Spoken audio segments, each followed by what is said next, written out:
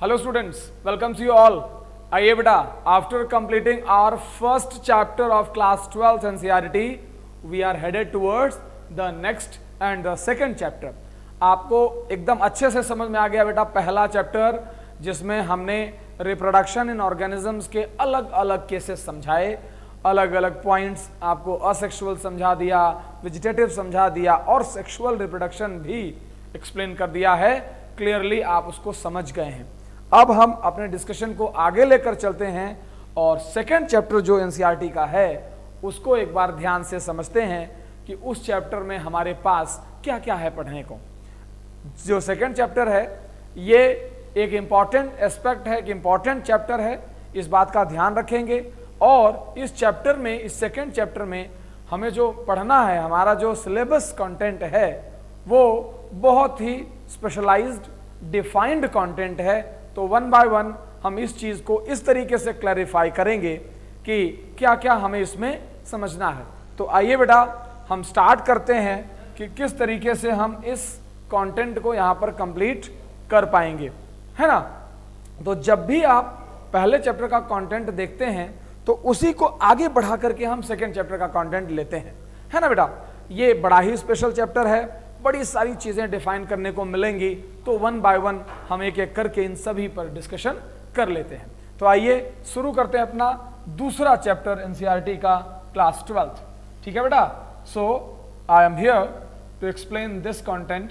सो यहां पर मैंने कहा कि चैप्टर 2 पर हम बात करने चल रहे हैं बेटा 12th का, और वो है sexual reproduction in flowering plants. Sexual reproduction in flowering plants, यानी जो फ्लावरिंग प्लांट्स हैं, हायर प्लांट्स हैं, जो एंजियोस्पर्म हैं, उनके अंदर सेक्सुअल रिप्रोडक्शन के पूरे प्रोसेस पर हम एक डिटेल डिस्क्रिप्शन लेंगे बेटा, और उसी को वन बाय वन डिस्क्राइब यहां पर करने वाले हैं। ये चैप्टर जिसके बारे में हम पढ़ने जा रहे हैं, नीट पॉइंट ऑफ व्यू से बहुत इंपॉर्टेंट चैप्टर है, बहुत ज़्यादा इंपॉर्टेंट। ये मानकर चलिए कि लगभग 2 क्वेश्चन या कई बार 3 क्वेश्चन तो 100% आएंगे। तो इस चीज़ का पूरा अच्छे से ख्याल रखें। यहाँ पर मैंने लिख दिया है कि जब आप इस पर डिस्कशन करेंगे, सो मैंने कहा कि इंपॉर्टेंट फॉर नीट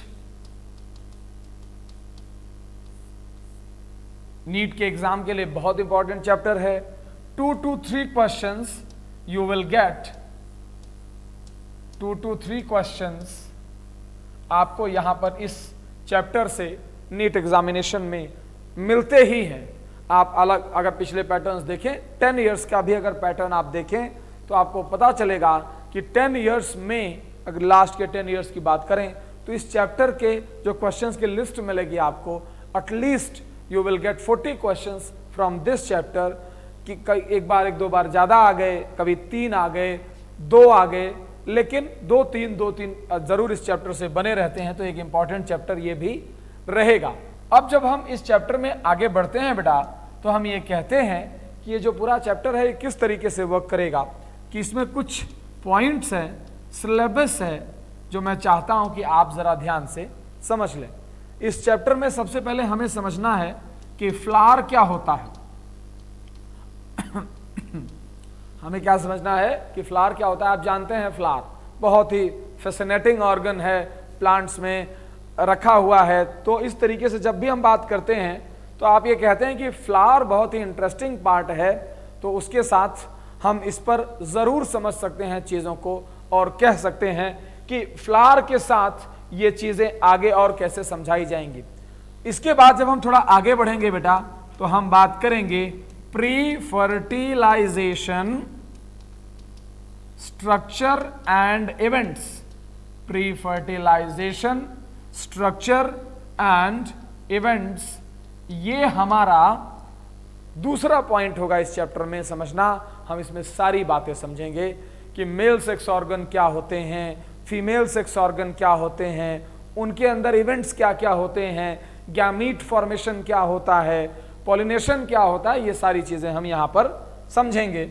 उसके बाद आएगी बात फर्टिलाइजेशन की, जो हम दूसरी हेडिंग के बाद चलेंगे बेटा, एंड दैट इज फर्टिलाइजेशन या सिनगैमी या एम्फीमिक्सिस, इस पॉइंट को हम कहते हैं। ये हम आगे बढ़ेंगे। तीसरे नंबर पर जब हम पहुंचेंगे बेटा, तो हम यहाँ डिस्कस करेंगे फ्लावर प्री फर्टिलाइजेशन और फर्टिलाइजेशन के बाद। तीसरे नंबर पर जब हम पहुंचेंगे, sorry this is fourth point, तो जब हम फोर्थ पर पहुंचेंगे तो हमारा जो डिस्कशन होगा वो इस बात पर होगा कि हमने post fertilization structure and events, post fertilization structure and events पर क्या क्या देख लिया है, तो हम post fertilization structure and events पर बात करेंगे और इस डिस्कशन को आगे बढ़ाएंगे। समझिए ध्यान से, इंटरेस्टिंग बात। Post fertilization structure and event तक कर लेने के बाद आपको इसमें शॉर्ट में कुछ पॉइंट्स और समझने हैं, जैसे कि एपोमिक्सिस क्या होती है। एपोमिक्सिस हम यहां समझेंगे, ये बड़ा इंपॉर्टेंट पॉइंट आपके लिए, और इसी तरीके से इस चैप्टर को कंप्लीट करेंगे बेटा। यानी पोस्ट फर्टिलाइजेशन में हम एंडोस्पर्म, एम्ब्रियो, जाइगोट, उन सब की बातों पर भी करेंगे डिस्कशन और यहीं से चीजों को आगे बढ़ाएंगे। तो पहला पॉइंट फ्लावर, दूसरा प्री फर्टिलाइजेशन स्ट्रक्चर इवेंट्स, दूसरा फर्टिलाइजेशन या सिनगैमी पर बात, पोस्ट फर्टिलाइजेशन के स्ट्रक्चर और इवेंट्स पर बात हम चौथे नंबर पे करेंगे, और एपोमिक्सिस हम डील करेंगे at the end of the chapter. So इस चीज को आप यहां पर अच्छे से समझ पाएंगे। हम इस डिस्कशन को आगे कंटिन्यू इसी तरीके से करने वाले हैं बेटा, ठीक है। तो चलिए स्टार्ट करते हैं हम अपना चैप्टर, और स्टार्ट करते हैं हम वन बाय वन चीजों का डिस्कशन, ठीक है। एनसीईआरटी में इस तरीके से स्टार्टिंग की गई है कि do we not lucky to have the information that plant reproduce sexually as well. हम इस चीज में अपने आप को लकी मानते हैं कि प्लांट सेक्सुअल रिप्रोडक्शन करते हैं, क्योंकि अगर सेक्सुअल रिप्रोडक्शन ना करते तो दुनिया में इतने सारे फ्लावर, इतनी सारी स्मेल, इतने सारे रंग कैसे आते। इसी तरीके से चूंकि हम जानते हैं, ऐसे करके लिखा है कि फ्लावर हमारे लिए बहुत ही इंपॉर्टेंट है, एस्थेटिक है, सोशल है, रिलीजियस है, हर एस्पेक्ट में फ्लावर बहुत इंपॉर्टेंट है। तो इसी तरीके से इस चैप्टर की शुरुआत भी फ्लावर से की गई है बेटा, सो दैट आपको उस चीज का कंटेंट जो है बहुत अच्छे से समझ में आ जाए। So let me begin from here only that flower क्या होता है। फ्लावर क्या होता है, कैसे होता है, इस चीज पर बात करेंगे। फ्लावर के साथ यहां पर मैंने लिख दिया है a fascinating organ, a fascinating organ, एक चमकीला सुंदर अंग। फ्लावर क्या है, एक चमकीला या सुंदर अंग है, बताने की जरूरत नहीं, आपको फूलों से हमेशा बहुत अच्छा लगाव आपका बना हुआ है। शुरुआत से ही हमारा जन्म से लेकर मृत्यु तक हर मौके पर हम अपने एक्सप्रेशंस को फ्लावर्स के थ्रू ही रिप्रेजेंट करते हैं। चाहे अगर हम देखें तो हमारे जीवन में जो भी महत्वपूर्ण घटनाएं हैं, जहां भी हम अगर हम ईश्वर की बात करते हैं, उसकी पूजा करते हैं, तो वहां पर हम फ्लावर्स के थ्रू ही डिस्कशन करते हैं। और इस तरीके से जब भी हम चीज़ों को समझते हैं तो हम ये मानते हैं कि फ्लावर हमारे एक्सप्रेशन का सबसे इम्पॉर्टेंट जरिया है, फ्लावर के थ्रू ही हम ये सारी चीज़ें एक्सप्रेस कर पाते हैं। तो एक्सक्यूज मी, जैसे ही डिस्कशन आगे बढ़ता है बेटा, तो हम यहाँ पर कुछ बातें इस तरीके से जोड़ते हैं कि फ्लावर या फैसिनेटिंग ऑर्गन एक्चुअल में है क्या, ठीक है। तो हम ये कहते हैं कि इट इज मॉडिफाइड, ये एक्चुअल में एक मॉडिफाइड शूट टिप है, modified shoot tip with condensed, modified shoot tip with condensed internodes, जिसके इंटरनोड्स छोटे हो गए हों, कंडेंस हो गए हों, ठीक है। अभी मैं इस बात को समझाता हूं, आप पहले इतना ध्यान में, कंडेंस्ड इंटरनोड हो गया है ये एक बात, और मॉडिफाइड शूट टिप है ये दूसरी बात यहां पर लिखी हुई है, ये दूसरी बात यहां पर मेंशन की हुई है। ठीक है ना बेटा। जैसे इस चीज को आगे बढ़ाते हैं तो हम यहां पर एक बात लिखते हैं, एक बात समझते हैं, वो बड़ी जरूरी है। वो क्या है बेटा जरूरी बात, कि जब भी हम फ्लावर की बात करते हैं तो हमारे लिए फ्लावर भले ही बहुत कुछ है, लेकिन प्लांट के लिए क्या है? प्लांट के लिए फ्लावर बस केवल एक ऐसा ऑर्गन है जहां sexual reproduction related events complete होते हैं। ठीक है ना। तो यहां पर मैं लिख रहा हूं for plants flower is site of sexual reproduction related events, sexual reproduction related events. जो फ्लावर है वो केवल और केवल सेक्सुअल रिप्रोडक्शन रिलेटेड इवेंट्स का साइट है। ये सेक्सुअल रिलेटेड इवेंट्स होते क्या क्या है बेटा? गैमीट बनना, गैमीट का ट्रांसफर होना, सिनगैमी होना, पोस्ट फर्टिलाइजेशन डेवलपमेंट होना, ये सब सेक्सुअल रिप्रोडक्शन रिलेटेड इवेंट्स ही तो हैं। चाहे यहीं ब्रैकेट में लिख देता हूं, that is pre fertilization, fertilization और पोस्ट फर्टिलाइजेशन, ये तीनों ही इस चीज में कनेक्टेड है। पोस्ट फर्टिलाइजेशन इवेंट्स, ये सब मिलकर बनते हैं सेक्सुअल रिप्रोडक्शन रिलेटेड इवेंट्स बनते हैं। तो वहां पर हमने ये बात इस तरीके से मेंशन कर दी है बेटा, इस तरीके से हमने ये चीज यहां पर जोड़ रखी है।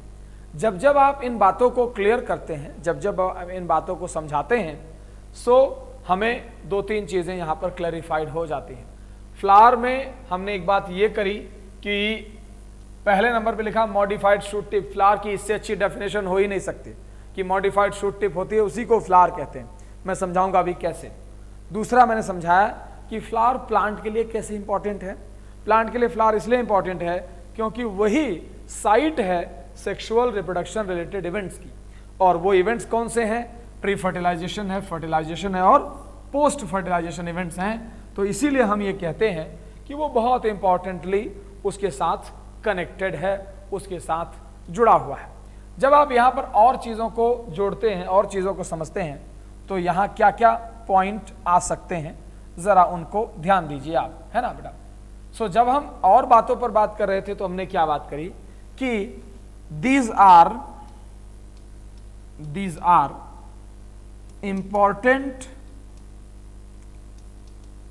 important for aesthetic।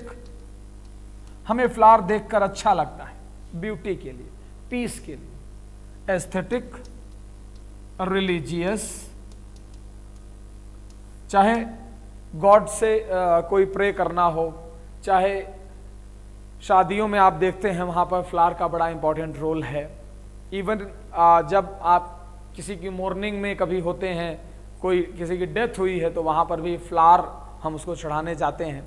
सो इस तरीके से important for aesthetic, religious and social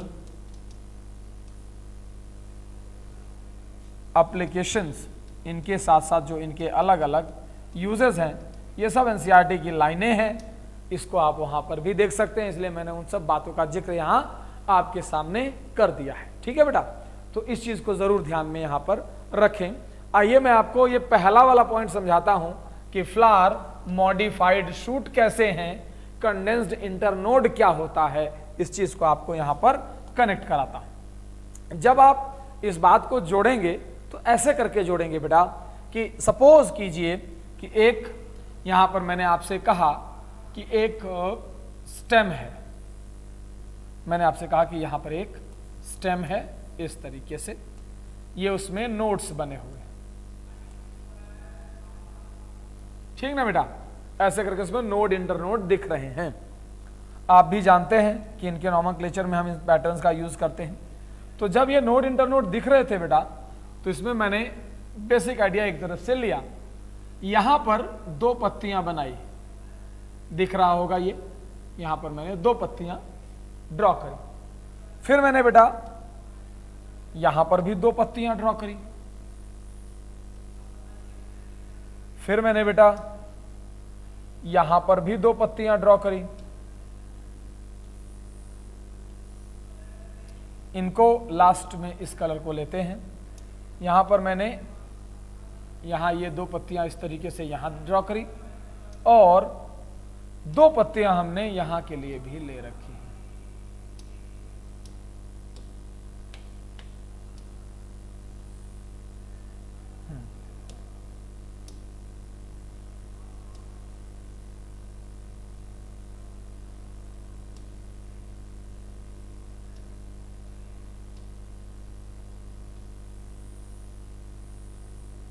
ये देखिए हमने ये 2 पत्तियां यहां ड्रॉ की, यानी पहले रेड, फिर थोड़ा येलोइश कलर, फिर ब्लू और फिर सबसे लास्ट में ग्रीन कलर हमने लिया है।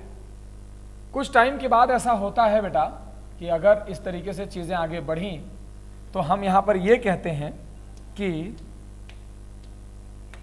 इस तरीके से आप इसको कनेक्ट कीजिए। ये है एक वेजिटेटिव टिप। ये क्या है? एक वेजिटेटिव टिप कहें या शूट टिप कहें, वेजिटेटिव शूट टिप भी कह सकते हैं। सिंप्लीफाइड करके इन बातों को आप यहां पर जोड़ सकते हैं। और यही इसी को फ्लावर बनाना है हमें, इसी को हमें क्या करना है? फ्लावर बनाना है। तो जो हार्मोन्स आते हैं उनमें से जो स्पेसिफिक हार्मोन हैं फ्लावरिंग के लिए, उनका नाम है फ्लोरिजन। क्या नाम है बेटा? फ्लोरिजन। और इस प्रोसेस को हम एंथेसिस कहते हैं। क्या है प्रोसेस का नाम? एंथेसिस। फ्लावरिंग के प्रोसेस का नाम है एंथेसिस। तो हमने एंथेसिस मेंशन कर दिया। अब देखिए कि क्या होता है इस प्रोसेस में आगे। इस प्रोसेस में आगे ये होगा बेटा कि जैसे कि हमने स्टेम की बात करी, हमने कहा कि ये रहा वो स्टेम पार्ट और इस तरीके से ये रहे वो नोड और इंटरनोड, ठीक ना। हमने स्टेम की बात करी, नोड इंटरनोड की बात करी और इस तरीके से हमने इसको जोड़ रखा है। तो जब नोड इंटरनोड देखा तो हमने ये देखा कि यहां पर इस रेड वाली स्ट्रक्चर से ही कार्पेल बनकर तैयार हुआ है। कार्पेल देखो दिखने लगा आपको, कार्पेल बनकर तैयार हुआ। जो इस तरीके से येलो स्ट्रक्चर थी ये आगे जाकर दोनों तरफ हमने कहा कि स्टेमन के फॉर्म में बन करके तैयार हुई है। फिर हमने कहा कि ब्लू पार्ट ये पेटल्स बना रहा है, ये बेटा पेटल्स बना रहा है। और सबसे लास्ट में जब हम यहां थे तो हमने इसके बारे में बात की तो हमने कहा इसने सेपल बना रखा है। ठीक है बेटा, अब देखिए ध्यान से, यानी कि लीव्स जो हैं they gets modified into floral parts. ये जो सबसे नीचे लीफ थी इसके लिए मैंने वर्ड यूज किया कि ये बन गई जाकर कैलिक्स या सेपल वर्ड यूज करते हैं। ये जो है ये बेटा कोरोला बन गया या हम इसे पेटल वर्ड यूज करते हैं। थोड़ा और आगे गए, ये रहा स्टेमन, हम इसे स्टेमन कहते हैं। और जो ये सबसे ऊपर दिख रहा है इसको हम कार्पेल कहते हैं या गाइनोशियम नाम देते हैं। मेल सेक्स ऑर्गन और फीमेल सेक्स ऑर्गन पर आप बात समझते हैं। लेकिन ध्यान देने वाली बात यह है कि इसके अंदर नोड इंटरनोड आपको साफ साफ दिख रहे हैं अभी नोड इंटरनोड। हम इन्हें अगर छोटा करें तो कैसे करें? तो हमने ये देखा कि ये देखिए जरा, जैसे अगर आप इनकी नंबरिंग भी देख लें तो हम कहते हैं कि ये जो पॉइंट्स है जैसे जिन्हें हम 1, 2 और 3 कह रहे हैं, ये साफ साफ दिखने वाले इंटरनोड्स हैं अभी, ठीक है ना। तो इन्हीं की नंबरिंग पर जब हमारी बात हुई तो मैंने कहा कि आइए इसी को हम जरा समझ लेते हैं। जो 1 नंबर पे है, 0.1 नंबर, उसका नाम है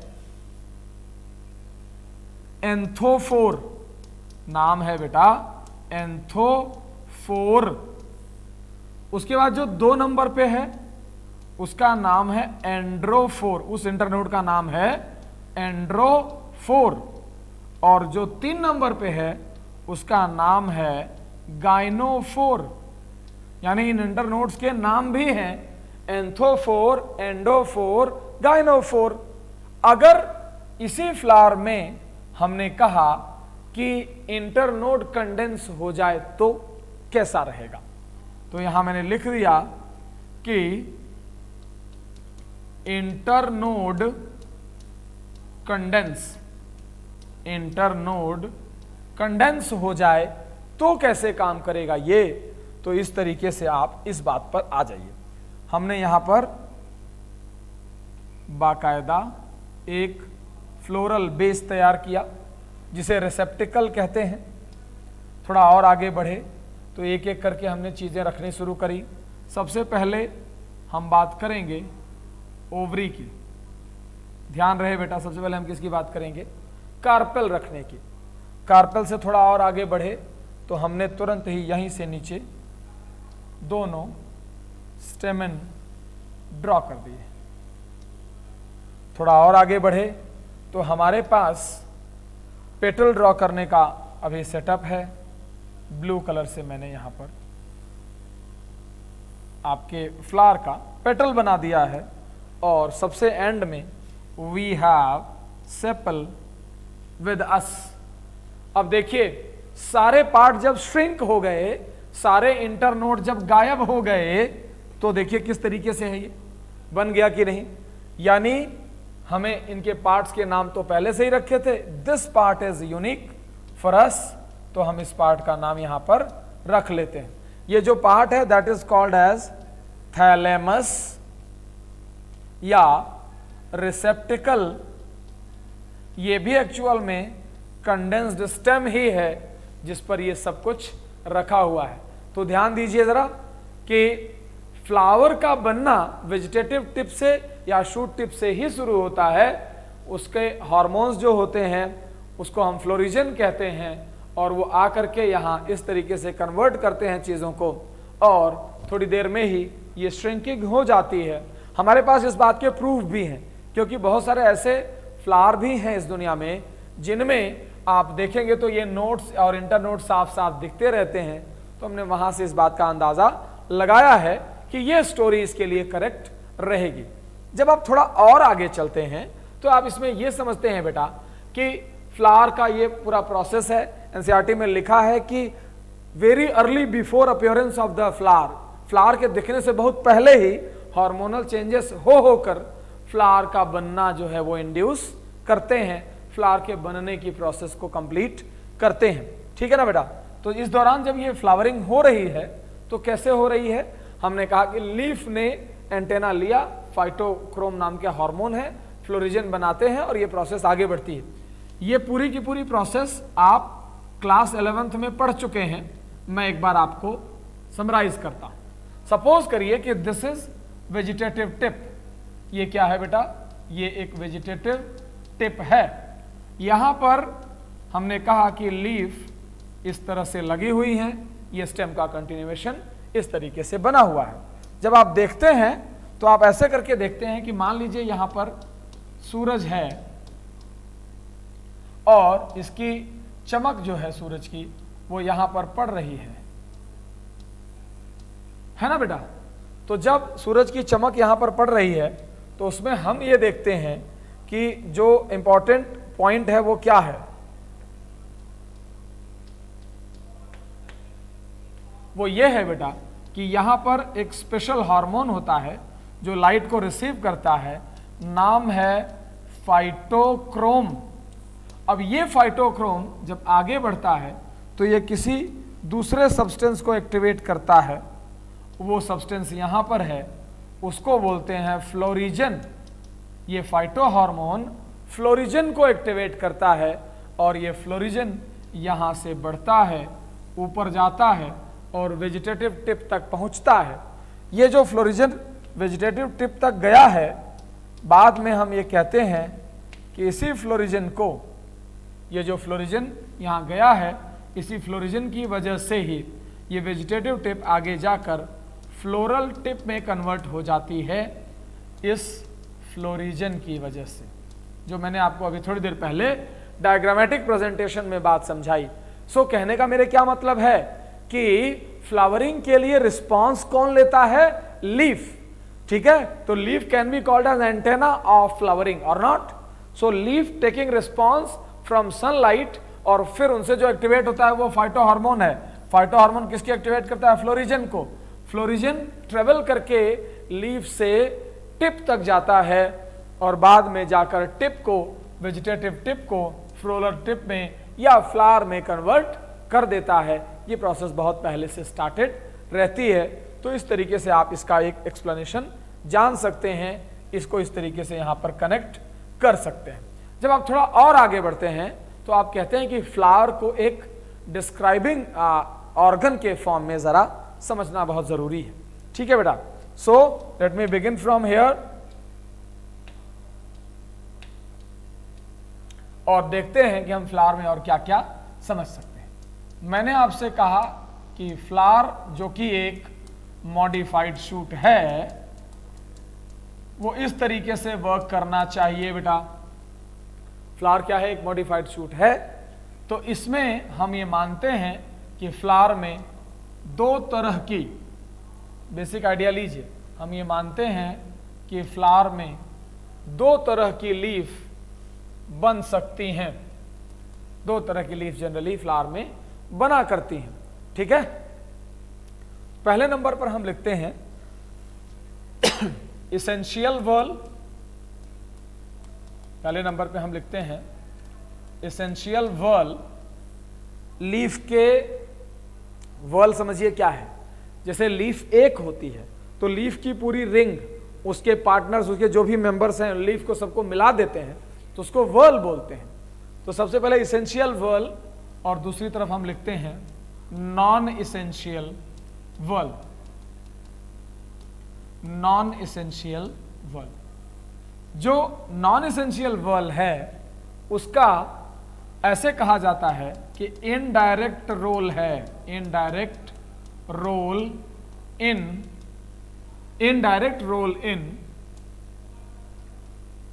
reproduction, indirect role in sexual reproduction, indirect role in sexual reproduction. जबकि जो एसेंशियल लीव्स हैं उनका डायरेक्ट रोल है इन सेक्सुअल रिप्रोडक्शन। यानी अगर कोई लीफ सेक्सुअल रिप्रोडक्शन में डायरेक्ट रोल निभाए तो हम उसको एसेंशियल बोलते हैं, और इनडायरेक्ट रोल निभाए तो हम उसे क्या बोलते हैं बेटा? नॉन एसेंशियल बोलते हैं, साफ साफ। अब पॉइंट यहां क्या है ये जरा समझिए कि जब आप एसेंशियल वर्ल की बात करते हैं तो हमने कह दिया कि डायरेक्ट रोल होना चाहिए, नॉन एसेंशियल मतलब इनडायरेक्ट रोल होना चाहिए सेक्सुअल रिप्रोडक्शन में। तो एसेंशियल लीव्स दो तरह की होती हैं बेटा। इस क्रम में अगर देखें तो सबसे पहले नंबर पर आता है गायनोशियम। ठीक है, दूसरे नंबर पे आता है एंड्रोशियम। गायनोशियम और एंड्रोशियम। जो गायनोशियम है बेटा वो फीमेल सेक्स ऑर्गन है, और जो एंड्रोशियम है वो मेल सेक्स ऑर्गन है। ध्यान रहे, ठीक है ना? तो ये जो गायनोशियम है, जब हम इसकी बात करते हैं तो कहते हैं कि गायनोशियम की यूनिट होती है कार्पेल। क्या होती है यूनिट? कार्पेल।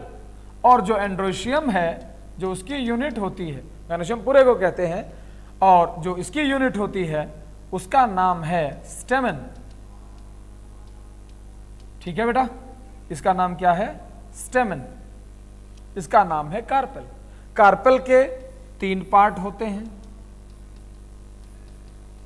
स्टिग्मा जो कि रिसेप्ट करता है सबको, दूसरा स्टाइल ट्रांजिशनरी पार्ट, और तीसरा lower most bulged part that is ovary. Stigma, style and ovary. ठीक है बेटा, ऐसे ही स्टेमन के भी तीन पार्ट होते हैं। Anther connective filament, anther connective और फिलामेंट। अगर आप ध्यान से समझेंगे तो कहेंगे कि ओवरी और एंथर ये दोनों फर्टाइल पार्ट हैं, मतलब सेक्सुअल रिप्रोडक्शन में इनका स्पेसिफिक रोल है। स्टिग्मा स्टाइल स्टेराइल होते हैं और कनेक्टिव और फिलामेंट भी स्टेराइल होते हैं, है ना बेटा। इस बात को इस तरीके से जोड़ कर रखेंगे। पहले देखिए, gynoecium female reproductive part, androecium male reproductive part, unit carpel 3 parts, unit स्टेमन 3 parts. इस तरीके से एसेंशियल पार्ट को हम समझ गए। जब हम नॉन एसेंशियल में आते हैं तो यहां पर हमारे पास 2 तरीके के ऑर्गन्स यहां भी हमारे पास प्रेजेंट है। पहले ऑर्गन्स को हम बोलते हैं कोरोला, पहले को क्या बोलते हैं बेटा, कोरोला, और दूसरे को बोलते हैं कैलिक्स। ध्यान रहे कि कोरोला की जो यूनिट होती है उसको बोलते हैं पेटल, और जो कैलिक्स की यूनिट होती है बेटा उसको बोलते हैं सेपल। तो इस बात को कनेक्ट करिएगा, पेटल को और सेपल को, दोनों को ध्यान में रखिएगा, है ना। तो जो पेटल है बेटा, इसका जो मेन रोल है वो है अट्रैक्शन ऑफ पॉलिनेटर्स। कलरफुल होती हैं यूजुअली, पॉलिनेटर्स को अपने पास बुलाने के लिए यूज की जाती हैं। सो मैंने लिखा अट्रैक्टेंट या अट्रैक्शन फॉर पॉलिनेटर्स। जो पॉलिनेटर इंसेक्ट्स हैं उनको अट्रैक्ट करने के लिए मेनली यूज होती हैं। और जो सेपल का काम है, अंदर की सभी वर्ल को, यानी सबसे अंदर गायनोशियम है, ठीक है बेटा, सबसे इनर मोस्ट कौन है, गायनोशियम, उसके बाहर एंड्रोशियम, उसके बाहर कोरोला, सबसे बाहर कौन, कैलिक्स। तो हम ये कहते हैं कि कैलिक्स का फंक्शन है protection of inner floral whorls. जितनी भी फ्लोरल वर्ल्स हैं अंदर की, उनका प्रोटेक्शन करना इसका मेन काम है कैलिक्स का। तो इस तरीके से ये 4 वर्ल्ड सामने आती हैं, ठीक है ना बेटा। आइए मैं जरा एक बार उस चीज को मेंशन कर दूं आपके पास। जो यहां पर पड़ी हुई है गायनोशियम, ये इनर मोस्ट है, ये है इनर मोस्ट, सबसे अंदर की लेयर यही है। एंड्रोशियम जो है second from inside, second from inside, उल्टा भी पूछा जा सकता है, आउटसाइड से पूछा जाएगा तो थर्ड हो जाएगी, ठीक है। कोरोला जो है वो तो थर्ड फ्रॉम इनसाइड है, ध्यान रहे। और कैलिक्स जो है ये आउटर मोस्ट के फॉर्म में जानी जाती है। कैलिक्स जो है वो आउटर मोस्ट के फॉर्म में जानी जाती है। आउटर मोस्ट लेयर कैलिक्स ही है जो यहां पर इस चीज को कनेक्ट करती है। सो आपने ये बात यहां समझ ली है बेटा, फ्लावर के पार्ट और इस तरह से इस पर चीजों को हमने एंथोफोर, एंड्रोफोर, गायनोफोर भी कर लिया है। सो हमने यहां पर एक ऐसा आइडिया अभी तक कंप्लीट किया कि इनिशियल इंट्रोडक्शन क्या है, कि फ्लावर क्या होते हैं, उनके पार्ट्स क्या होते हैं, फ्लावर कैसे बने हैं, या फ्लावर का एक्चुअल सिग्निफिकेंस क्या है। तो ये सब जब हम समझ लेते हैं तो हम ये कहते हैं कि यहाँ पर इस चैप्टर का इंट्रोडक्शन पार्ट ये रहा। आप पहले एक बार इसको रिवाइज करेंगे, फिर हम इसके फर्दर डिटेल्स पर अपने सेकेंड वीडियो में बात करेंगे, यानी कि प्री फर्टिलाइजेशन स्ट्रक्चर और इवेंट्स क्या क्या है, ठीक है बेटा। तो पहले आप इसे एक बार रिवाइज करें, फिर मुझे बताएं।